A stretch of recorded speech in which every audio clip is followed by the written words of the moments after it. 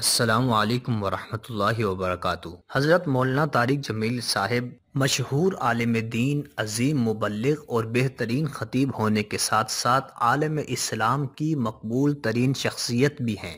حضرت مولانا طارق جمیل صاحب کی دینی و رفاہی خدمات اپنی مثال آپ ہیں، جن کی وجہ سے مولانا کو لوگوں نے بہت پیار سے نوازا ہے۔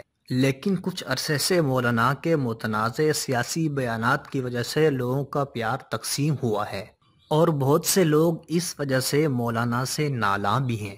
کل عالم اسلام کی ایک عظیم دینی درسگاہ جامعہ دارالعلوم کراچی میں مولانا کا جمعہ بیان رکھا گیا۔ بیان سننے کے لیے لوگوں کا ایک جم غفیر جامعہ دارالعلوم کراچی میں پہنچ چکا تھا، جن میں سے بہت سے لوگ یہ جاننا چاہتے تھے کہ مولانا طارق جمیل صاحب عالم اسلام کی عظیم دینی و علمی درسگاہ میں وہی متنازع گفتگو کریں گے یا اس سے ہٹ کر بیان کریں گے۔ مولانا نے انتہائی حسین و جمیل، دلچسپ اور دل نشین بیان فرمایا، اور مزے کی بات یہ ہے کہ مولانا نے اپنے اس بیان میں کوئی متنازع سیاسی گفتگو نہیں فرمائی، جس سے لوگوں کے حوصلے بلند ہوئے، امید کی ایک کرن روشن ہوئی، اور مولانا کی عقیدت دلوں میں ایک بار پھر بڑھ گئی۔ اللہ پاک مولانا کے علم و عمل میں اضافہ فرمائے، عمر میں برکتیں عطا فرمائے، اور ہمیں اسی طرح غیر جانبدارانہ خدمات دیکھنے کو ملتی رہیں۔ آمین ثم آمین۔